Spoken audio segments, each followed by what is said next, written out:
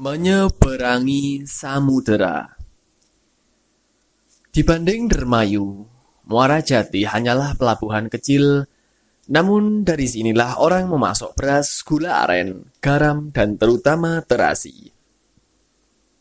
Pada paruh tengah abad ke-15, Muara Jati merupakan pelabuhan penunjang bagi keramaian Dermayu. Dipandang dari laut, Muara Jati tampak seperti kumpulan kampung nelayan, dengan puluhan perahu kecil ditambatkan di tonggak-tonggak kayu. Sebuah geladak sepanjang 50 meter yang menjorok ke laut hanya digunakan untuk mengunggah muatan dari dan ke atas perahu. Sejumlah rumah bambu beratap rumbia berderet kecoklatan di bawah baris hijau pepohonan yang melatar belakanginya. Barang 4 buah rumah besar bercat merah yang tegak perkasa di pinggir jalan ke arah geladak adalah rumah orang-orang Cina Muslim yang umumnya tengkulak beras.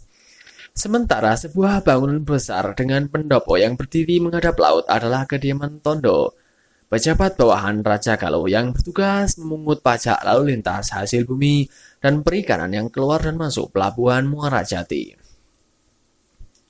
Nun jauh di selatan Muara Jati terpampang Gunung Ciremai yang biru diselimuti halimun, yang menurut cerita adalah tempat bersemayam dewa-dewa. Di ujung geladak di atas riak gelombang pantai, San Ali berdiri tegak memandangi hamparan lembah, gunung, dan rimbunan pohon yang hijau kebiruan dibalut kabut tipis. Hamparan bumi caruban, tanah kelahiran yang mengukir jiwa dan raganya. Ia memejamkan mata dan memanjatkan doa agar jiwanya dikuatkan untuk meninggalkan rangkaian kenangan indah yang mengukir ingatannya. San Ali menantikan perahu yang akan membawanya ke tengah samudera. Meninggalkan tanah kelahiran, tempat ia mendapat limpahan cinta kasih. Ia merasakan kepedihan mencekam jiwanya. Dari dalam hatinya terungkap suara jiwa yang mengharu biru kebulatan tekadnya. Oh San Ali, akankah engkau tinggalkan tempat yang telah memberikan kedamaian bagi kehidupanmu? Akankah engkau tinggalkan orang-orang yang selama ini memberikan kasih sayang yang memaknai pembentukan jiwamu? Akankah engkau tinggalkan keceriaan penghuni padepokan yang senantiasa mengumandangkan nyanyian pepujian kebesaran ilahi? Akankah engkau lupakan orang-orang desa yang dengan senyum tulus menyapamu dalam setiap perjumpaan? Ia menarik napas panjang dan berat, sadar bahwa hatinya berat meninggalkan rentangan kenangan yang sudah berurat dan berakar di jiwanya. Dengan menguatkan hati, ia berbisik kepada ungkapan suara jiwanya. Adakah kehidupan yang mengalir tanpa perpisahan dan kesedihan? Air memancar dari mata air kemudian meninggalkan sumbernya untuk menuju sungai hingga muara memasuki samudera raya. Manusia lahir dari kandungan ibundanya, kemudian tumbuh dewasa, dan akhirnya mati meninggalkan segala yang melekat pada dirinya. Dunia beserta segala isinya, dan alam semesta pun pada akhirnya mengalir ke suatu masa yang disebut Yaumal Akhir. Jadi, perpisahan dan kesedihan adalah bagian dari hidup. Sesungguhnya tidak ada yang langgeng di permukaan bumi ini. Dengarkanlah, wahai suara hatiku. Aku seperti juga engkau memiliki kenangan dengan kehidupan di caruban yang indah yang membentang di kaki Gunung Ciremai, yang dilingkari ombak samudera, yang diwarnai gemericik air sungai dan kicau burung menyambut mentari pagi. Namun, wahai suara hatiku, ketahuilah bahwa segala keindahan itu telah berubah menjadi terali bagi akuku, karena aku sekarang bagai Raja Wali terkungkung dalam sangkar besi yang selalu merana setiap kali melihat burung lain terbang di angkasa, merekuk kebebasan jiwa dengan membentangkan sayap kehidupan. Ketika San Ali sedang bergulat dengan suara jiwanya, perahu yang bakal membawanya pergi dari bumi Caruban datang. Pemilik perahu itu bernama Tahrimah. Laki-laki setengah umur dengan tubuh tegap dan otot-otot tangan kukuh. Wajahnya yang keras menunjukkan bahwa dia adalah orang yang tabah melintasi kerasnya kehidupan. Sorot matanya yang berbinar-binar menunjukkan betapa teguh laki-laki itu memegang prinsip. Sementara kulitnya yang coklat kehitaman terbakar sinar matahari mencerminkan semangat hidup yang tak luntur terkena hujan dan tak lekang terkena panas. Setelah cukup lama menunggu reaksi San Ali, Tahrimah menanyakan tujuan perjalanannya meninggalkan Muara Jati. Apakah Yang Mulia San Ali putraku Caruban akan menuju pelabuhan Kalapa atau hanya Dermayu? Engkau lebih tahu akan tujuanku, oh paman. Karena pemegang kemudi perahu ini adalah engkau. Apalah arti maksud dan tujuanku ucapkan jika di tengah laut engkau nantinya akan menenggelamkan perahumu? Dengan menumpang perahumu, oh paman, sudah kubulatkan tekadku untuk mengorbankan diriku dalam mencapai tujuanku yang sejati, ujar San Ali tegas. Tidak adakah syak di hati Yang Mulia? Tahrimah menguji. Sudah kubulatkan tekadku, seperti kuucapkan takbir saat ku mulai sembahyang menghadap dia, ujar San Ali mantap. Jika demikian, naiklah, oh anak, ke atas perahuku. Ingatlah selalu. Selama perjalanan di laut, jangan sekali-kali anak melakukan perbuatan lain yang membahayakan perahu ini. Dan berdoalah agar kita selamat melintasi lautan yang kadang-kadang mengamuk. San Ali tersenyum dan menganggukkan kepala. Tahrimah ternyata memiliki pengetahuan luas tentang kehidupan.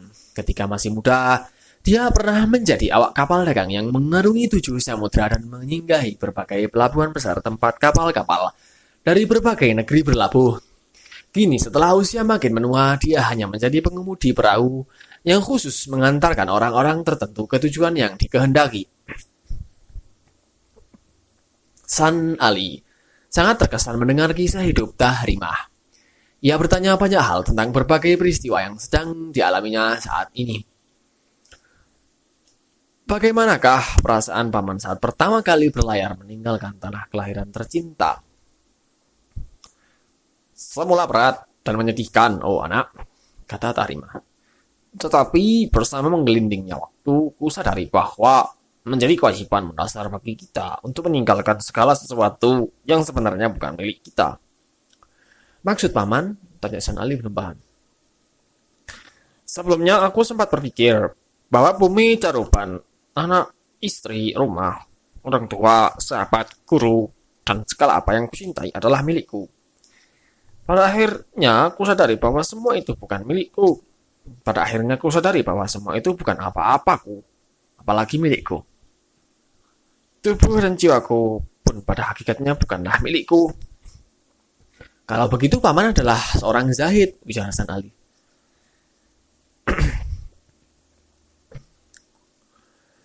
Seorang zahid yang melakukan zuhud adalah dia yang meninggalkan segala sesuatu yang menjadi miliknya. Zahid adalah dia yang meninggalkan segala apa yang bisa ditinggalkannya. Sedangkan aku pada kenyataannya tidak memiliki apapun yang bisa kutinggalkan. Semua merupakan miliknya. Kebesaran, keagungan, keindahan, kekuasaan, kehendak, kemuliaan, puji-pujian, dan kemutlakan. Engkau orang yang telah tercerahkan, oh paman, kata San Ali dengan mata membinarkan rasa takjub. Ajarkanlah kepadaku tentang jalan menujunya. Engkau memiliki jalanmu sendiri, oh anak, kata Tahrimah datar. Jalan yang telah kau lalui akan berbeda dengan jalan yang harus engkau lalui. Itu aku tahu, paman, San Ali memohon.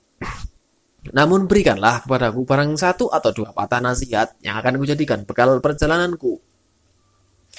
Jika itu keinginanmu, aku akan memberimu 2 nasihat yang boleh engkau ikuti dan boleh pula engkau abaikan. Saya akan berjuang menjalankan nasihatmu, oh paman. Pertama, lakukan tobat. Yani engkau harus berpaling dari segala sesuatu kecuali Allah. Maksudnya, Jika sebelum ini engkau pernah berbalik darinya, maka sekarang engkau wajib menghadapkan jiwa dan pikiranmu hanya kepadanya. Kedua, lakukan zikir, yakni ingatlah selalu Allah jika engkau lupa. Maksudnya, jika engkau selalu berusaha dalam keadaan melupakan segala sesuatu yang bukan Allah, maka saat itulah engkau mengingat Allah.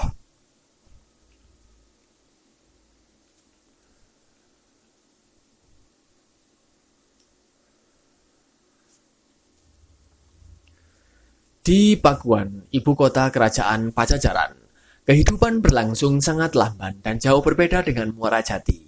Apalagi dibandingkan Dermayu yang hingar-bingar dipenuhi kesibukan. Satu-satunya tempat orang terlihat lalu lalang hanya di dermaga Kedung Halang, tempat perahu hilir mudik dari dan ke pelabuhan Kalapa. Di situ tak henti-hentinya orang mengangkat barang-barang dengan pikulan, gerobak, dan pedati yang ditarik kerbau. Selebihnya, hampir di seluruh sudut kota Raja Pakuan dilintasi orang-orang yang akan pergi ke pura dan sanggar Pamujan. Hampir setiap tepian jalan terlihat anjing, bertubuh kurus duduk atau tiduran menikmati hangat matahari. San Ali yang mengenakan jubah dan surban putih sebagai petanda bahwa ia pemeluk Islam, sejak menginjakkan kaki di pelabuhan Kalapa sudah menjadi perhatian orang. Ketika ia menuju kota Raja Pakuan dengan perahu yang melewati Ciliwung, orang makin memandangnya dengan penuh curiga. Hanya bekal surat pengantar dari Ki Samadullah yang membuatnya lolos dari pos-pos pemeriksaan keamanan. Sesuai pesan Ki Samadullah, San Ali harus menemui Samsitauratah, seorang risi yang memiliki asrama bagi para Brahmana muda pencari kebenaran.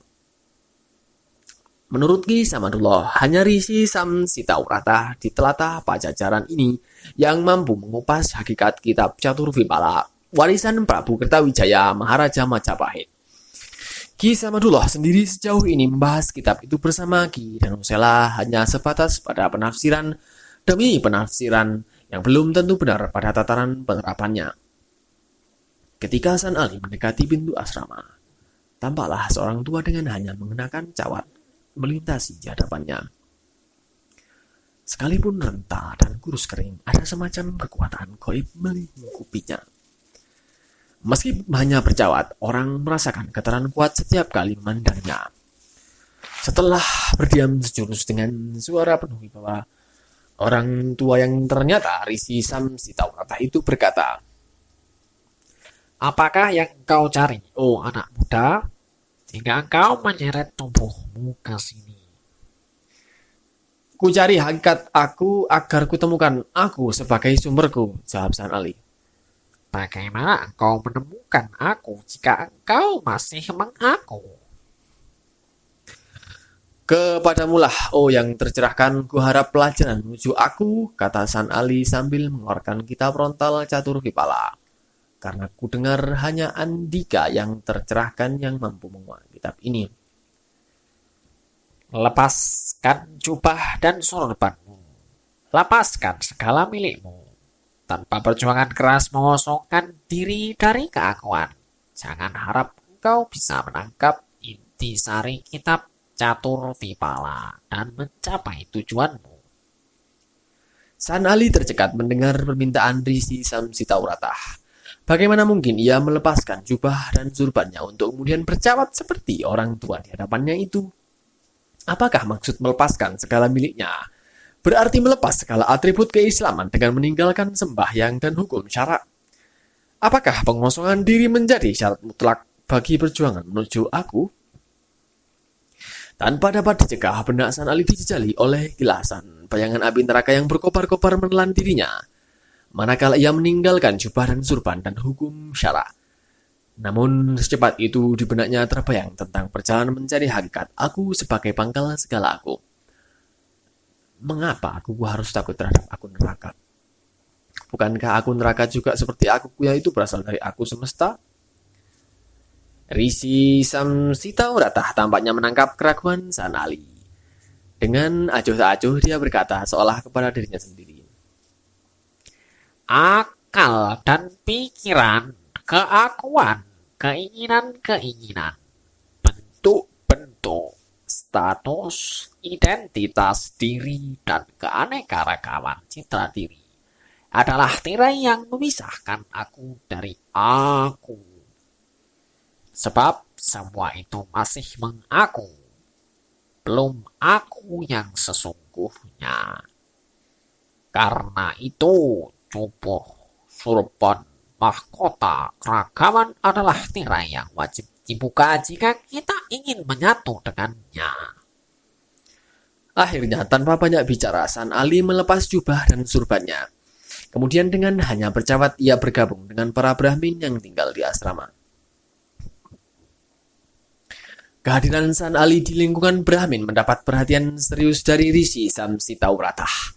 Ini setidaknya terlihat dari kehendak Rishi Samsitaurata memberikan pelajaran khusus bagi San Ali, terutama dalam kaitan dengan kitab frontal Catur Vipala. Mula-mula Rishi Samsitaurata menjelaskan urutan-urutan Vipala yang berjumlah 4, yaitu Nispraha, Nirbana, Niskala, Nirasraya. Ketahuilah bahwa yang dimaksud nispra adalah keadaan di mana tidak ada lagi sesuatu yang ingin dicapai manusia. Rishi Samsitaurata menguraikan. Nirbana berarti seseorang tidak memiliki badan dan karenanya tidak ada lagi tujuan. Niskala adalah bersatu dengan dia yang hampa, yang tak terbayangkan, tak terpikirkan, tak terbandingkan. Dalam keadaan itulah aku menyatu dengan aku. Dan kesudahan dari niskala adalah nirasraya, yakni keadaan di mana jiwa meninggalkan niskala dan melebur ke paramalaukika, yakni dimensi tertinggi yang bebas dari segala bentuk keadaan, tak mempunyai ciri-ciri dan mengatasi aku.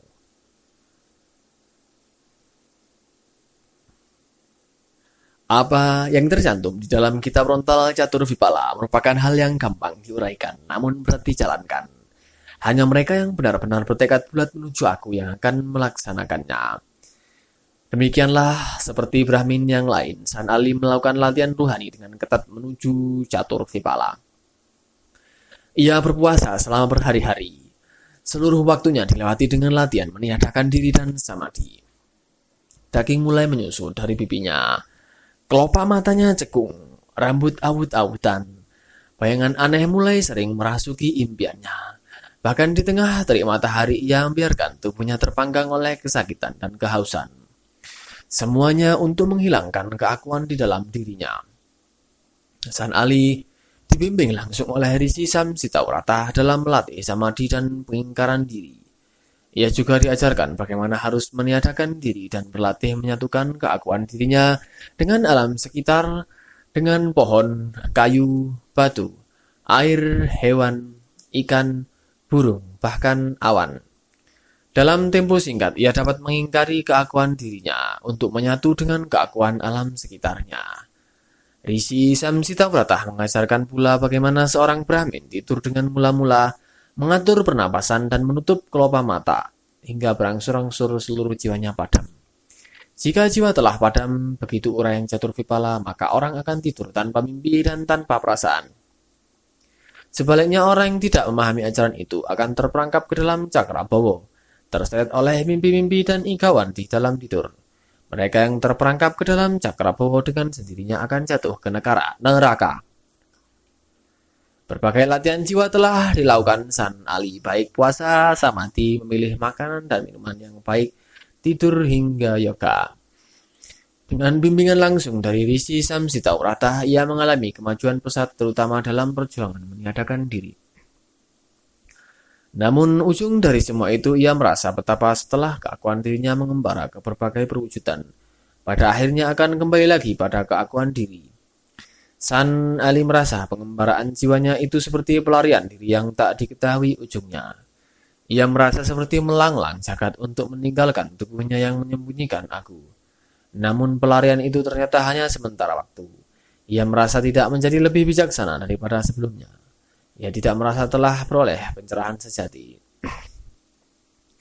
San Ali tidak sadar bahwa dengan menjalani hidup sebagai Brahmin yang begitu ketat melakukan latihan samadhi dan menolak diri, ia telah peroleh berbagai kekuatan. Ini baru diketahuinya ketika ia bersama sejumlah Brahmin muda mencari kayu di hutan. Saat itu tanpa diketahui muncul seekor harimau besar yang kelaparan dan siap menerkam salah satu di antara mereka. Para Brahmin yang ketakutan jatuh bangun melarikan diri. San Ali sadar ia tidak sempat lagi menyelamatkan diri. Ia memutuskan untuk memusatkan pikiran dan perasaannya, menolak keakuan dirinya untuk bersembunyi di balik keakuan harimau. Dan sebuah peristiwa adi kodrati terjadi. Harimau itu mendadak tercengang dan kemudian merunduk seolah-olah mengikuti kehendak San Ali. Kemudian seperti hewan jinak dengan gerak lamban dia melangkah mendekat lalu menggesek-gesekkan kepalanya ke tubuh San Ali. Sesudah itu dia membalikkan badan dan pergi. Peristiwa menakjubkan itu dengan segera menyebar di asrama dan menimbulkan iri hati di antara Brahmin yang lebih lama bermukim tetapi belum memiliki kelebihan seperti San Ali. Dalam tempo singkat, ada kasak kusuk yang menyatakan bahwa San Ali adalah telik sandi yang orang-orang Islam yang disusupkan ke asrama dengan tujuan utama menghancurkan kekuatan Pajajaran dari dalam. Peristiwa menakjubkan itu seolah-olah pamer kekuatan dan merupakan tantangan kepada Rishi Samsitavrata. Kasak kusuk terus bergulir. San Ali merasa betapa seluruh penghuni asrama seolah-olah mengamati segala gerak-geriknya dengan penuh curiga. Bagi San Ali, peristiwa di hutan itu justru telah menyadarkan dirinya bahwa apa yang selama ini dipelajarinya di asrama bukanlah tujuan akhir yang hendak dicapainya. Ia merasa bahwa jalan keselamatan menuju aku akan sulit dijangkau dengan cara yang selama ini dipelajarinya di asrama. Ia menangkap Sasmita bahwa apa yang dijalankannya dengan latihan-latihan ketat selama ini justru tidak sesuai dengan intisari maknawi dari kitab Rontal Catur Vipala. Tampaknya gejolak pikiran San Ali itu ditangkap oleh Rishi Samsitavrata. Itu sebabnya ketika ia menghadap, guru para Brahmin itu memberikan kitab Rontal Catur Vipala sambil berkata, Ketahuilah, oh anak muda, bahwa asrama ini hanya persinggahanmu sementara menuju aku. Ada sesuatu di dalam dirimu yang tak gampang ditundukkan oleh sekedar latihan penolakan diri dan samadhi. Jalan yang kau lintasi masih sangat panjang. Karena itu, oh anak muda, pergilah kau mengikuti garis hidupmu seperti air mengikuti aliran sungai. Hanya pesanku, janganlah kau berbalik arah dan putus asa dalam mencapai tujuan. "Ampun, 1000 ampun, oh Guru Agung," San Ali mengibat. "Hamba berharap dengan mengikuti jalan Brahmin melalui arahan kitab Catur Vipala, maka kehausan jiwa hamba segera terobati. Namun ternyata tidak, semakin hamba berlatih, semakin kuat kehausan itu mencekik hidup hamba." Jalan kebebasan memang rumit dan berliku-liku. Karena itu, oh anak muda, lihatlah para Brahmin di asrama ini. Mereka yang sudah berusia lanjut pun tidak dijamin meraih kebebasan sempurna. Lantaran itu, oh anak muda, pergilah ke muaramu. Ikuti liku-liku aliran yang membawamu ke samudera raya pembebasan. Semoga engkau dapat meraih tujuan yang mulia itu. "Hamba mohon restu, oh Guru Agung," San Ali mengatur sembah. Pergilah menuju muaramu, oh jiwa yang dicekam rindu. Dengan hati dibakar kehausan akan pengetahuan sejati, San Ali meninggalkan asrama. Saat ia melangkahkan kaki meninggalkan pintu, beberapa Brahmin muda yang bersamanya sewaktu di hutan menghadang. Dengan berbagai rayuan mereka menginginkan San Ali bersedia tinggal lebih lama. "Jika engkau berkenan tinggal barang setahun di sini, kami yakin engkau akan bisa belajar terbang ke angkasa, berjalan di atas air, kebal senjata tajam, menembus tembok dan bahkan menghilang." "Itu semua bukanlah keinginanku," San Ali tersenyum. Yang Mulia Agung Samsitawrata lebih mengetahui tentang apa yang menjadi keinginan utamaku. Karena itu, oh kawan-kawan tercinta, ia menghendaki aku pergi dari asrama ini untuk mencari muara yang bakal mengantarku ke samudera kebebasanku.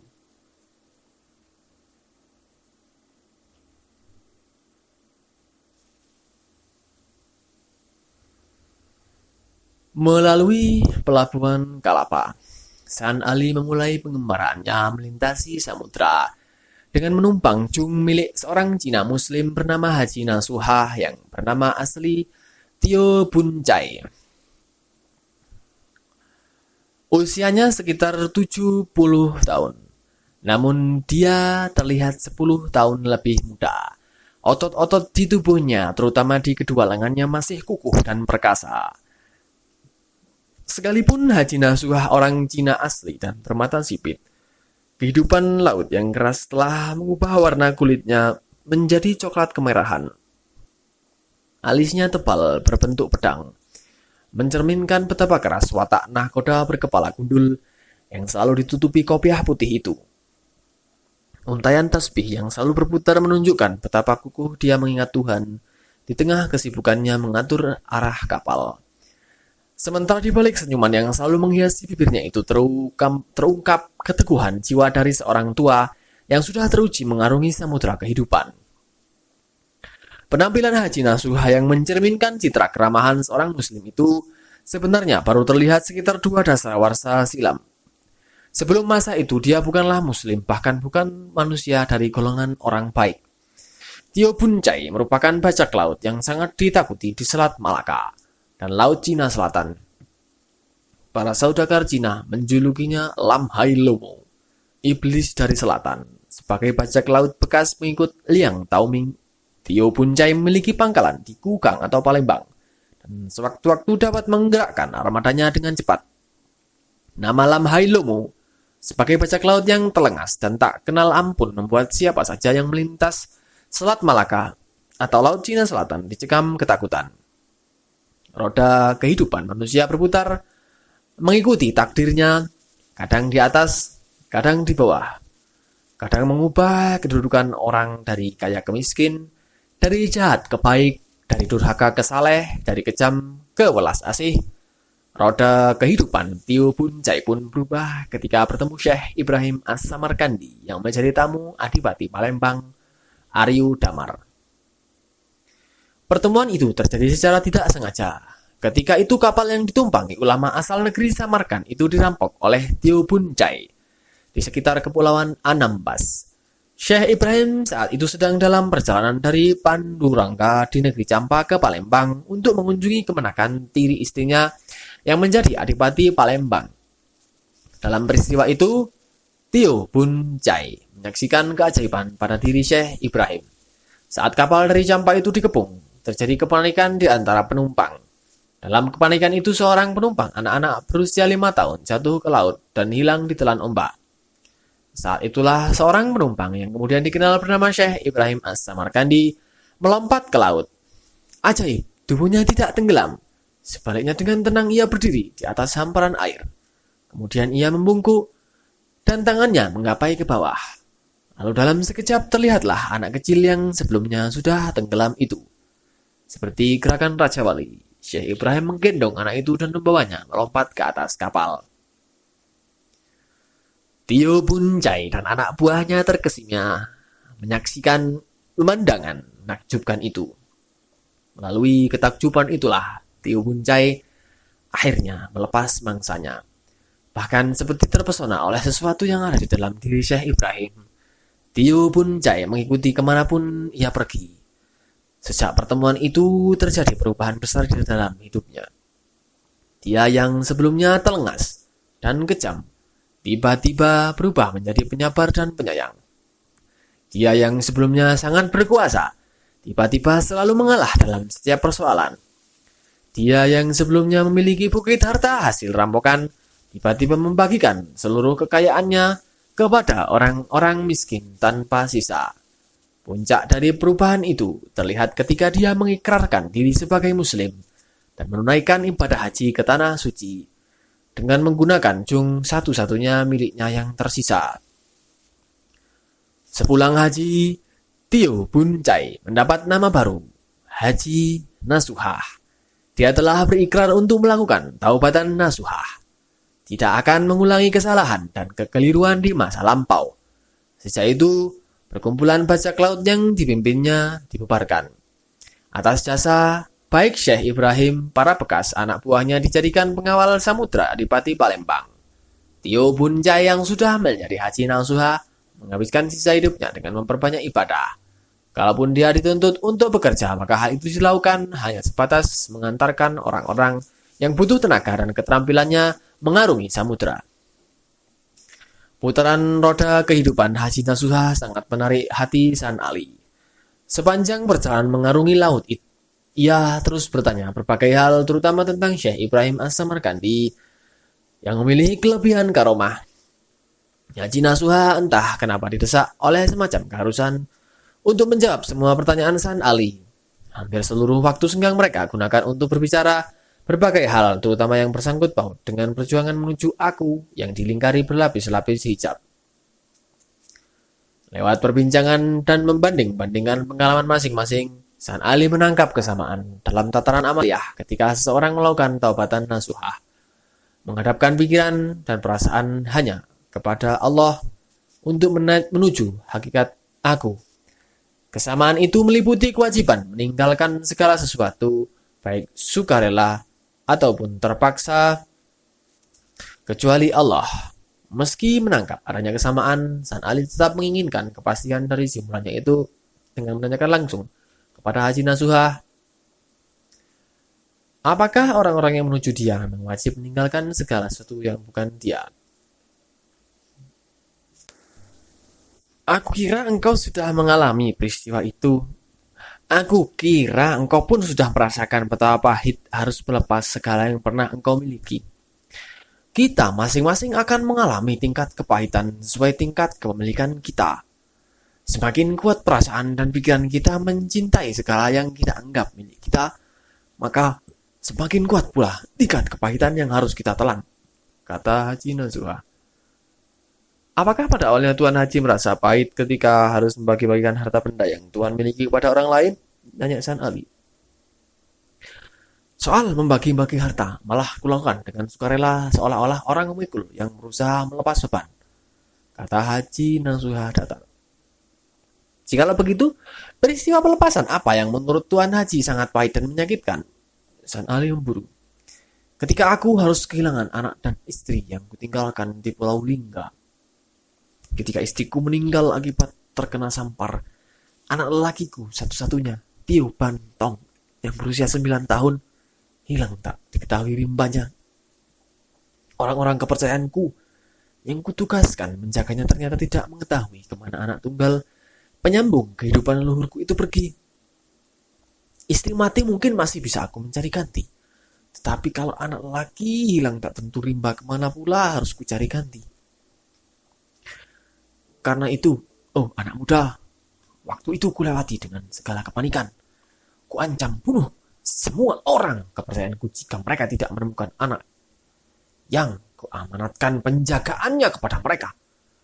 Ku sekap anak-anak mereka untuk memaksa agar mereka benar-benar mencari anakku. Pada saat kepanikanku memuncak, tiba-tiba Syekh Ibrahim datang dengan nasihat dan uraiannya tentang hukum kehidupan dan orang-orang yang dipanggil oleh Allah. Maka sadarlah aku bahwa segala apa yang kualami itu adalah bagian dari cobaan Allah untuk menguji tekadku bertaubat. Setelah itu seluruh isahi harta milikku kubagi-bagikan dan aku mau menunaikan ibadah haji ke tanah suci. Persoalan hilangnya Tio Bantong kuserahkan kepadanya. Dia yang memberi, dia pula yang berhak meminta kembali.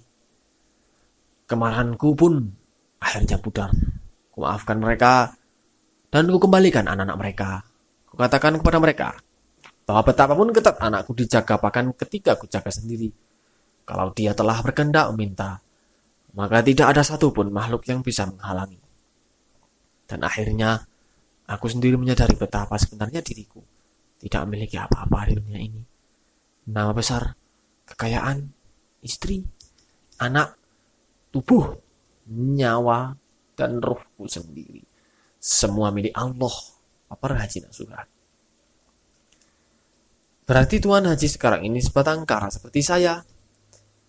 Bagi mereka yang sudah bangun, seluruh manusia pada dasarnya sebatang kara di dunia ini. Itu sebabnya bagi mereka yang sudah bangun tidak dikenal kebanggaan atas ras, suku, bunga, marga, keluarga, nama besar, atau apa saja yang bersifat kelompok.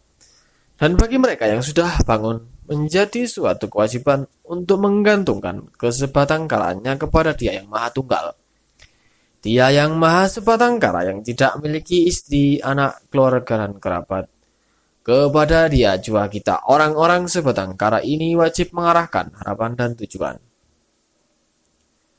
Kalau jalan menuju Dia harus dilalui dengan meninggalkan segala sesuatu yang berkaitan dengan dunia. Kenapa Dia menciptakan dunia? Tanya San Ali. Tidakkah engkau ketahui bahwa dunia ini diciptakan sebagai penjara bagi kita? Penjara? Sergah Ali heran. Ketahuilah, oh anak muda, bahwa dunia ini adalah tempat leluhur kita, Bapak Adam dan Ibu Hawa, menjalani hukuman setelah melanggar perintah Allah.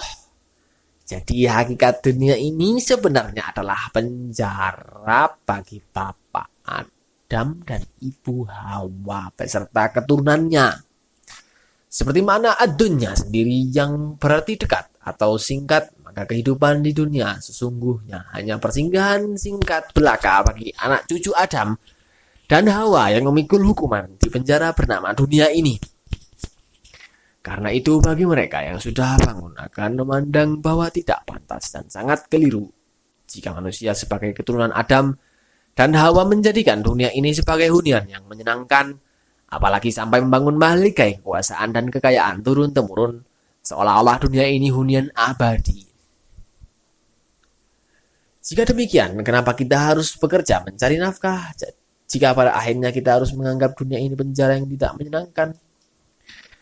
Karena tubuh kita adalah bagian dari jasad, maddi atau materi, maka tubuh kita pun membutuhkan makanan dan minuman bersifat maddi.